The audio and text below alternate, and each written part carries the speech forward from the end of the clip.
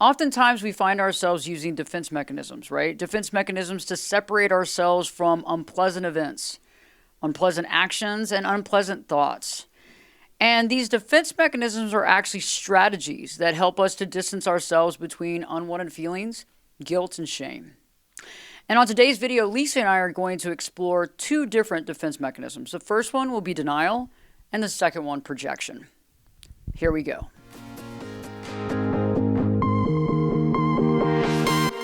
Hey friends, glad to be back today. And today, Lisa and I are going to be discussing two different types of defense mechanisms. The first one that we're going to talk about today is denial. What denial is and how it works to create a defense mechanism or a defense strategy in our life. You know, Lisa, we were talking about this for the last few days, actually. We were talking about it on the phone. We're like, why don't we do a video on this, which I think is so great. Let's talk about denial. How do you define denial as a defense mechanism? Well, I think when people think about denial, some common things that you'll see is just an inability to see themselves or a situation for what it actually is. So, classic example is an alcoholic who is like, well, I function okay in everyday life, so I don't have a drinking problem. Or people just distancing themselves from the reality that a lot of people can see around them, but they just will not see for anything because they don't want to feel the shame, guilt, any number of feelings, emotions, even in their body, in their mind. They don't want to have to deal with the pain that would come with acknowledging it. It's very true. And it's interesting, there's several examples of denial. The first example that comes to my mind is when people are dealing with children that have drug or alcohol addiction. Yes. And they don't want to face the facts. And the facts are right there, and the truth is right there in front of them. And the kid is not actually hiding it that much, but they're in complete denial because they don't want to deal with what's really happening in the situation in their own home. Right, absolutely. Again, shame. So people don't want to think that their beloved child or an offspring of theirs, or that even they could have produced something that would be so defective or dysfunctional. So people do this, I think, mostly for to avoid shame, in my experience. So they don't want to feel like they're a failure on some level, on any level. I think that's very true. And I think sometimes if we deny it, right, the concept is if I deny it long enough, it's not really there. It's not really existing. I deny it long enough that it goes away, or it solves itself or cures itself. Right. Another mental picture that I think about with denial is, a toddler who's, 2-3-year-old toddler. They'll go hide themselves under a blanket or laundry and their whole booty's sticking out, but they think no one can see them. So everyone can see they're there, but I can't find you. And it's that game that we play with ourselves as adults. And we deceive ourselves essentially into thinking that we're, that reality isn't there or that no one can see it, when in fact, we can all see that there's a problem. But just putting it out of your mind, avoiding it, running away from it in whatever ways people do that, drinking, really distractions. People avoid these sorts of things in 1,000 ways. But I always think about the toddler under the blanket analogy. Cute. I like that analogy. That's a good one. I like that. And I don't find, and I don't know, you might disagree with me, but I don't really see where denial ever creates a successful outcome. And I've tried to find it, and I don't know if you agree or disagree, but I don't really feel, because I feel like sometimes defense mechanisms are not always bad, or not always, non-productive, but I don't really understand how this one would have a positive spin. Do you? No, I actually do, because I think the purpose and the function of a defense mechanism is to protect a person. This is our body, our mind does this to protect us from something that would be too painful to accept or to face.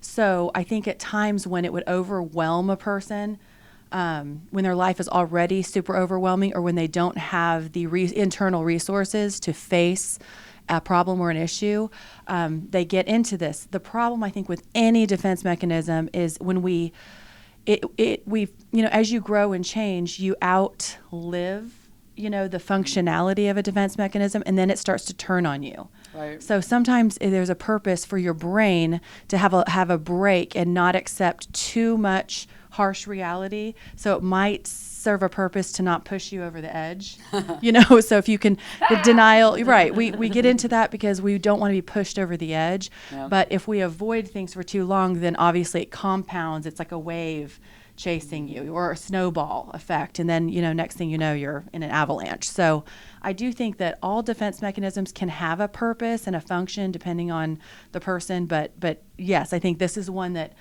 it only serves a purpose for a very brief time. And then once you continue with it, it becomes a real dysfunction and it starts working very heavily against a person.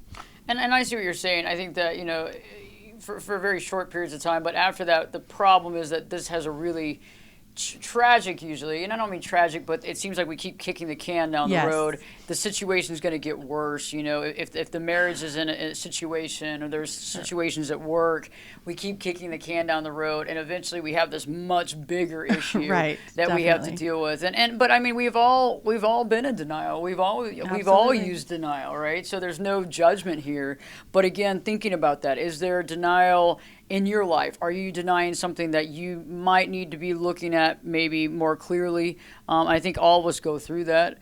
Is there a family member that's dealing with denial as well? And that can be really challenging because you got to be really careful with that and pointing that out, because sometimes people aren't ready for that. But also, somebody can turn on you and say, well, you're not looking at this situation in your own life. It's easy for you to point out the problems in mine. Sure, shoot the messenger. But, when you were saying that, I was thinking about Carl Jung. He had that quote that's so profound that says, people will do anything, no matter how absurd, to facing the darkness in themselves. So that real change and real transformation in any human, it's not about some glorious, I think he called it like this imagination of fissures of light or something like that. But it really is that willingness and humility to look at your darkness, or look at your shame, or look at the areas that are really painful to look at, and people can't change without it. And I think that denial is just one of the easiest ways to just avoid, deflect. Just don't go there. Just hide under the blanket, pretend no one can see that half your body's sticking out, and carry on. Yeah, and I agree too. I think that it's interesting. I think denial is like finally, it's almost like almost like an addiction that gets old. That's how I see denial, because to me, denial works for a little while, but then all of a sudden, it's like the snowball, and then you finally deal with it. Because once you open your eyes to the fact of what's really happening, you can't put the blindfold back on. Right. And so it becomes that thing that you finally let go. And then I think it's easier to spot in our life once we kind of jump that hump on some of the large parts of denial than the small little things that we're denying. Maybe we're denying our feelings. Maybe we're denying how we feel about a certain friendship. Maybe we're denying how we really feel about the job that we have. Maybe we aren't happy with the job we have. Maybe we're really bummed out by it, and we're just trying to deny that, so we go and get the paycheck and do what we need to do. Eventually, we start looking at those small pieces of denial that are not a huge issue, but at the same time, okay, why am I denying this? Why am I denying my feelings? Why am I denying my truth here? How can I change this over a period of time to reflect that this isn't really who I want to be, or the situation I don't want to be in? And I think once we start overcoming the big pieces of denial, the smaller pieces become easier to fix, because we realize, okay, I've gone through that huge turmoil in my life. I can take on this smaller piece at this point. Absolutely. And the question, it sort of begs the question, what exactly am I afraid of looking at, and why? It's true. What is it? What would happen if I looked at this situation for what it is? What would happen if I had to admit that my child's an addict? What would I have to admit that I was maybe not the perfect parent, or perfect employee, or anything? Just so I think that is the question. And really, I mean, I think you'd agree that you can't really get into any kind of deep change or maturity as a person without facing this defense mechanism for what it is, and having the courage and the humility to move forward and beyond it. I totally agree with you.